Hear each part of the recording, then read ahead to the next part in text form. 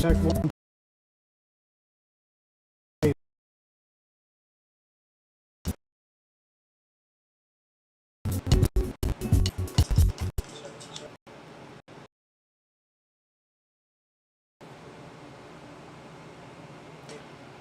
Are we lagging? Just checking to see the lag and all that. Come in. ¿Qué lo que, papá? He's on his way. Ok, bueno. ¿Y qué? ¿Todo bien? Todo bien, gracias a Dios. Chilling to fly. Yeah, just fixing these regular tech issues. Okay, looks like we're not lagging. What's up? Stay for a little bit. Okay. My wife is not feeling well, so Oh, word. I'll give a couple songs. Pero estoy feliz que mi artista está, tú sabes, va a tener esa música aquí. That's what's up, man. Yeah. This is not was this the same guy that you were talking about? Yeah, the guy that can play his stuff. He's a guitarist, and he has two other guys too. O sea, tú me mandaste otro por email. Este no. That's different. That's okay. I think that's Chucky. What's going on with these black borders here? You see that? Eso no estaba ahí antes.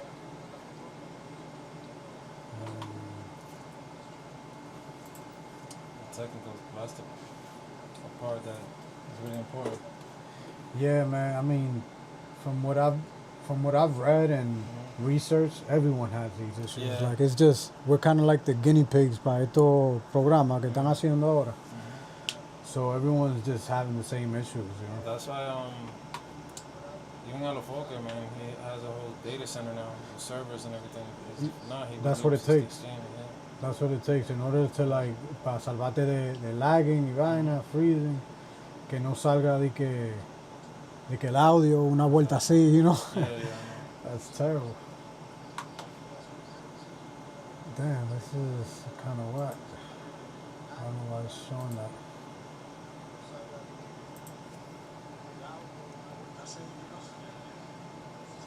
Ahí se fue.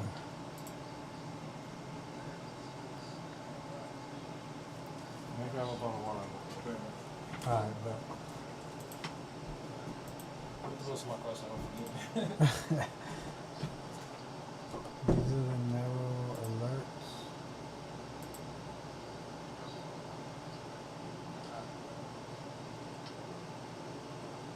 Okay, ahí se fueron ya. Just gotta reload them.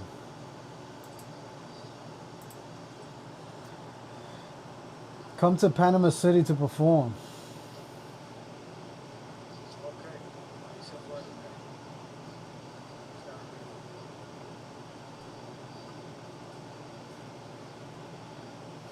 Come to Panama City to perform.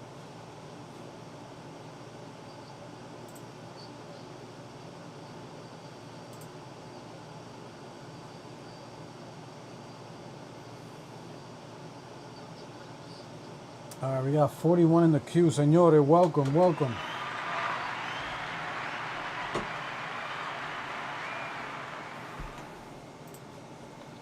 Okay, we're looking good. Bye ye Felicia. Come to Panama City. Bye Felicia. Come to Panama City to perform. Where's Panama City? Like in Panama, you mean? I mean, claro, si me aceptan allá. You see, the thing is, this is interesting because I was actually thinking of making some content around this today, pero es interesante, right? Ahora con toda la información. Oh, let me get you this mic real quick. Ahora, con toda la información que we get from in the back end as far as analytics, tú sabes, the data, the locations, de dónde estás, our listeners, where they're listening from. It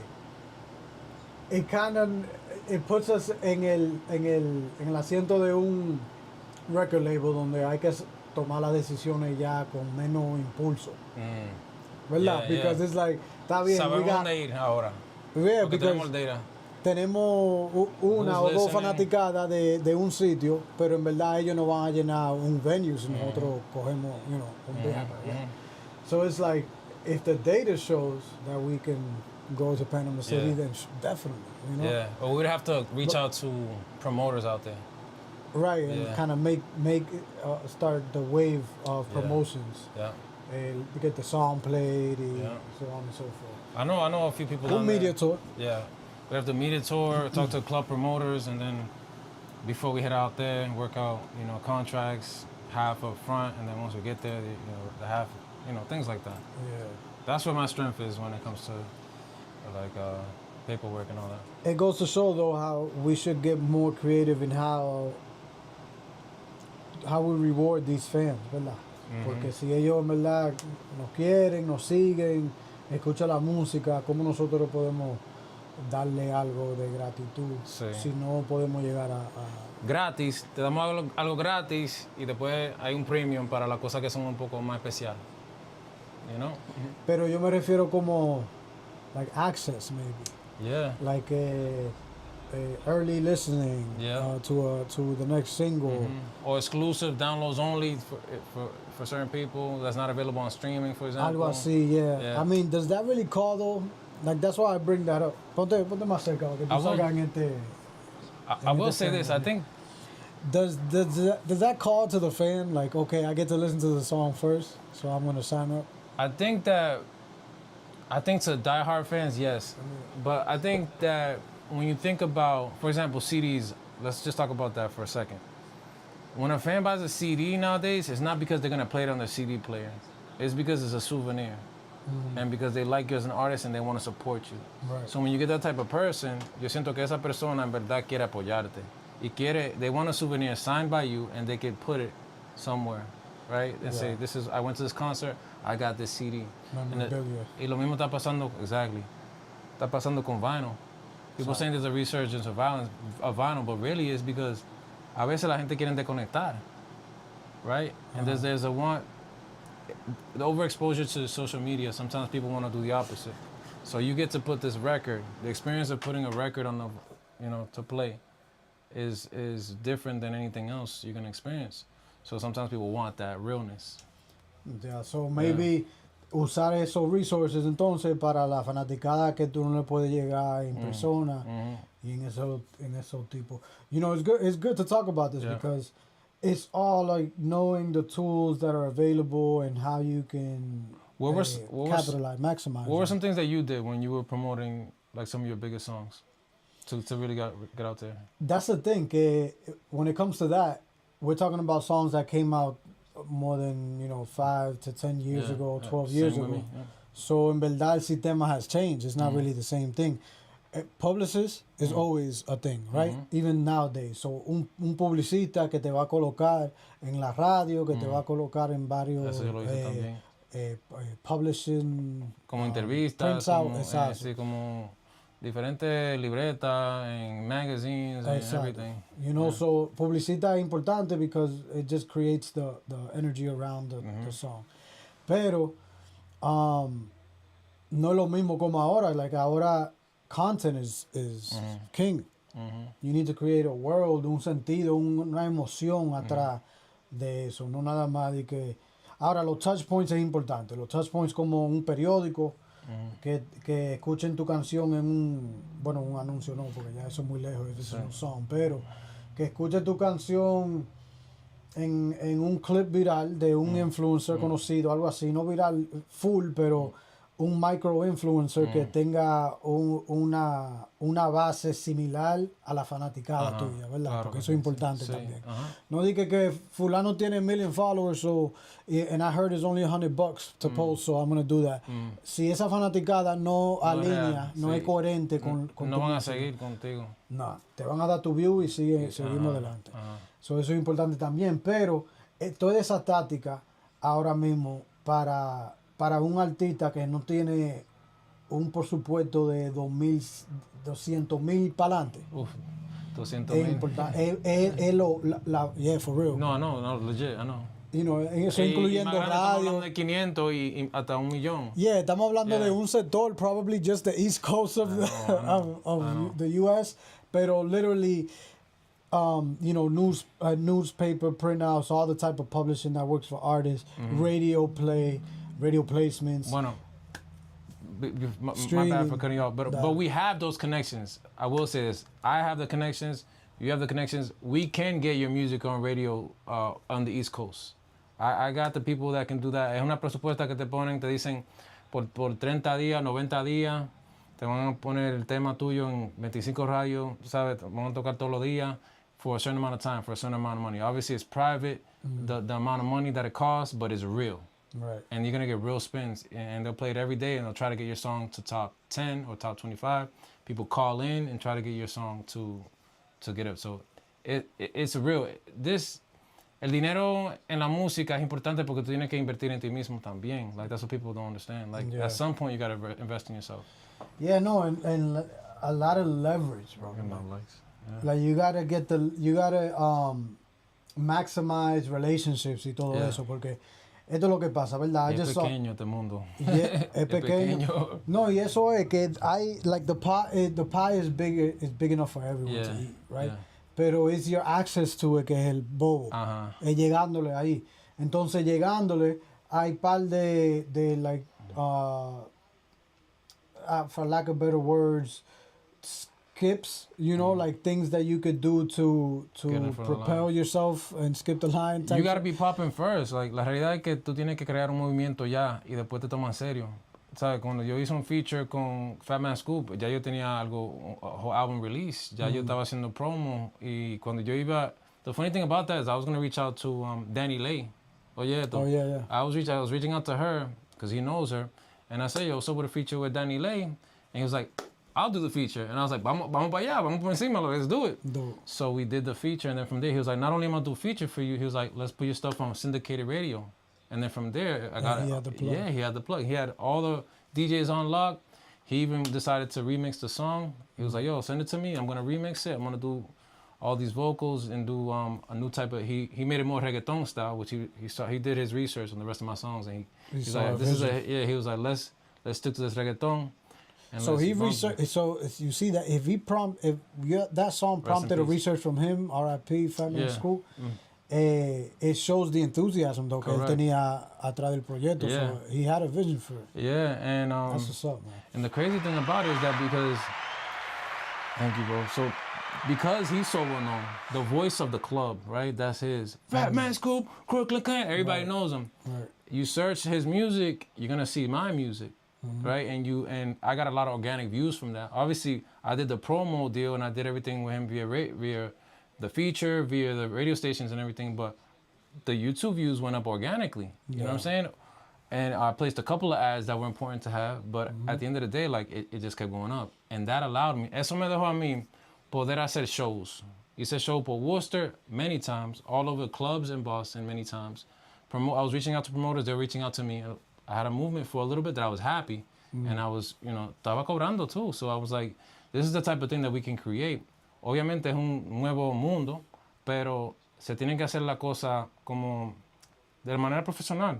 Right. Like, you need a press kit. You know what I'm saying? You need to be able to show what you have. Do you though? I mean, yeah. I tell the community all the time that they should, porque it's just a plus to have that, especially si tiene un publicista. Pero do you really nowadays need a press kit? Like, see, if your profile en las redes sociales, tú lo estás utilizando like a landing page, like you should, right? Where you land there and you see el trabajo, you kind of get a glimpse in the first like 20 posts. Yeah. You can see who that artist is, where they come from, the style, the music, the feel, and their direction. So I would say... Sorry, go ahead. As far as EPK, ¿verdad? Back in the day, like I remember yo también having Sonic Bids. You remember Sonic Bids? Yeah. I even used that as an EPK en un tiempo. As far as an EPK, lo que ellos piden es la información tuya, backstory, which is basically una biografía, discography, and Sonic Bids, lo duro de eso, que there was a digital player that you just upload your music and they get to play it from there. Videos, obviously, and things like of that nature. Pero en verdad es tu trabajo, your accolades, accomplishments, and your project, if you do have one of what you're working on now, place that there para que ellos sepan your next move, your next direction. If you're using the social media, then right? You don't need an EPK. You know what I mean? So I can see, what I mean is like, even if you don't call it EPK, you have to have evidence of your work, right? Whether it's we really call it as a repertoire, right? Which is really what your music has done for you. And whoever you're pitching your music to, because at the end of the day, you do have to pitch your music, they need to be able to click like one time and see all of your stuff, whether it's your website or whether it's like your Instagram. I wouldn't say all the stuff. I would say the key components. The key components of who you are, and you know, in a nutshell, basically.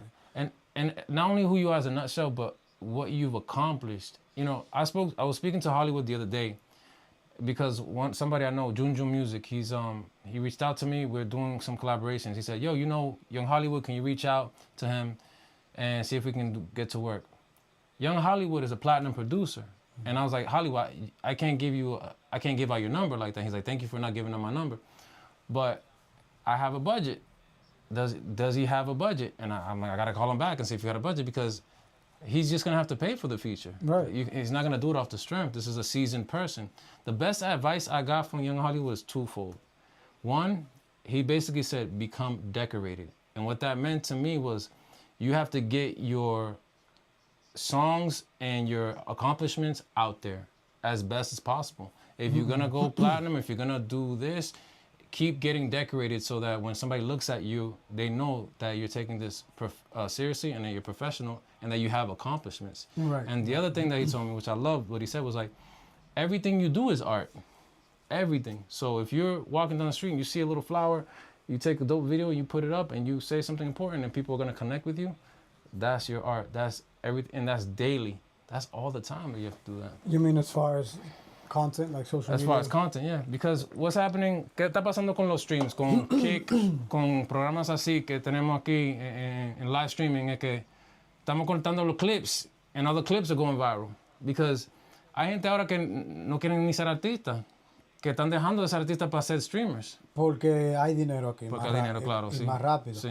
Entonces hay otra cosa importante, que I just sent this clip to Fino para que le llegue, porque estaba hablando de los streamers y que los artistas piensan ahora que tienen que ser pocateros para ser famosos. But here's the thing, right? In this clip, Ray Daniels, I mentioned him. Yeah, I watch him too all the time.